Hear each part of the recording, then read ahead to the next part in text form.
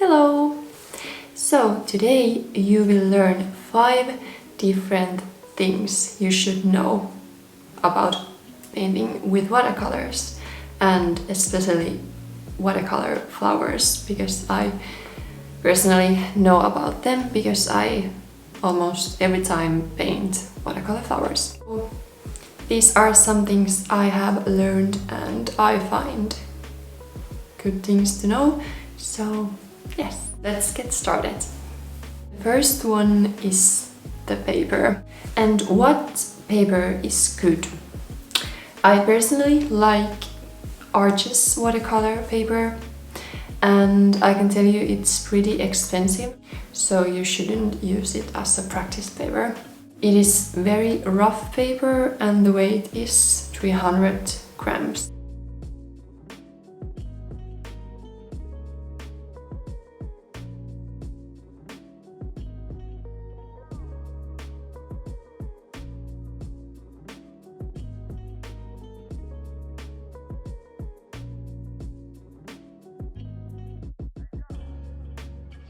So if you paint for practice, I would recommend to use pretty good quality paper, of course. You don't have to use all of your money for it. For example, I just bought this paper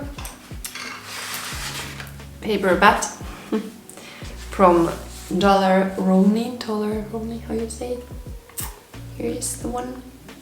It has, it's 300 grams too, so yeah. It holds water very well, and it's called cold pressed paper.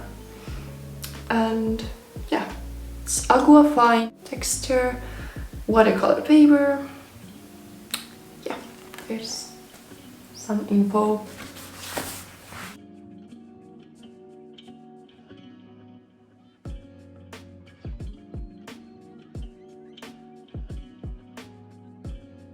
And the price was like under 10 euros. And yes, it's for practice, which I use. And of course, you can use that paper for like some artworks, not just only for practice. It depends. If you want to use it, then use it. Number 2. I personally think that as a beginner watercolorist, you do not actually need to buy very expensive process when you're starting. I use process from Rowney. Like this paper was 2 from them, too.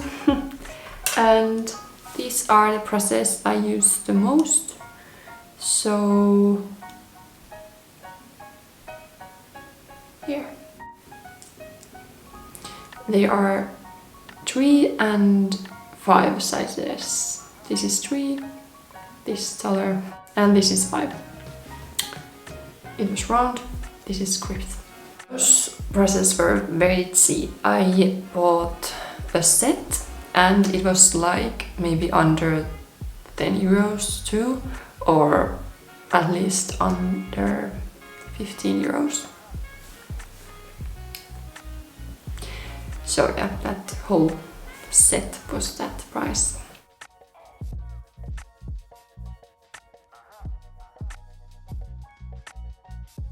Why not to buy those expensive brushes first?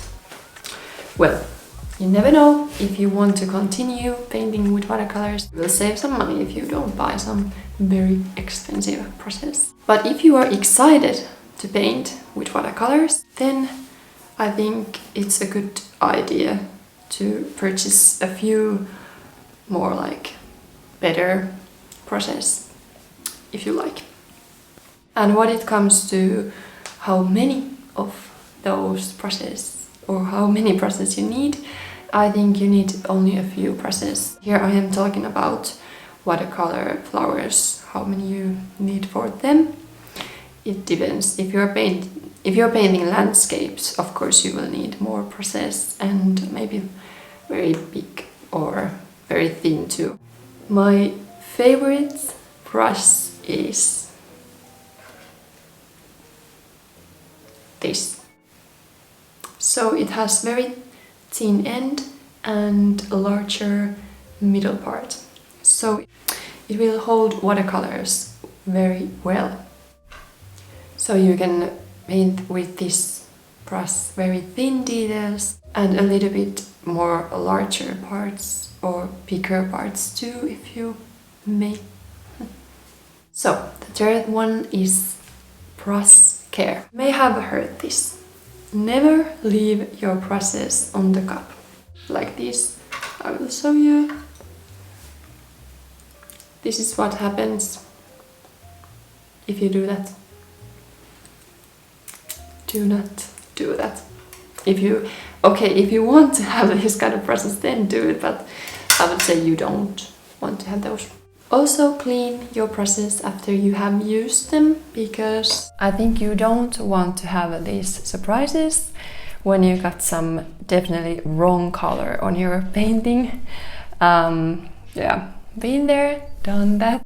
When you have washed your brushes, use paper or paper towel to dry them after you are done with your painting session. Let them dry on table if they're a little bit wet still, and probably they are. Place them horizontal, how you say it, so that water won't go those parts where there's some glue. So yeah, no broken brushes. The fourth one, what it takes to learn to paint with watercolors. I would say a lot of patience. Yes, a lot of patience. And believing yourself, believing that you can do it, you can paint. Not maybe in the first time when you are painting, but I think what attitude you have, it really affects whatever you're doing. It takes practice too. It takes that a lot.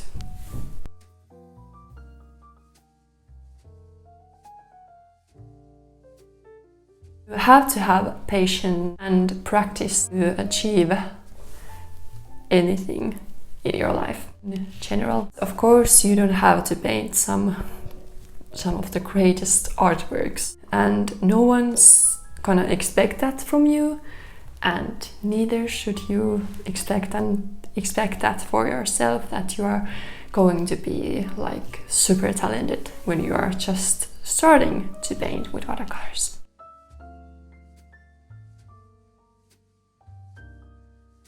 So start to paint very simple things, like if you are painting watercolor flowers, start to paint, maybe even put it in parts, like practice only some petals or leaves or whatever you want. Maybe petals is a good idea, because you don't always have to even paint some leaves or stems when you paint. So yeah, here's the fifth one. Clean your equipment or tools. Yeah. Please clean them. Process your palette, your watercolors, water cups, everything when you have just painted or after you have painted. Of course, if you're using some colors, you know you're going to use them, some colors on your palette, then I think it's a good idea to leave them there and use them, because then you won't waste of your colors. I will also use something. And if you leave your water cups, like you have just painted, and dip your brush in the water cup, and there's some color there, and after a while it will look like this, that there will be like the color will be in here on the bottom of the cup.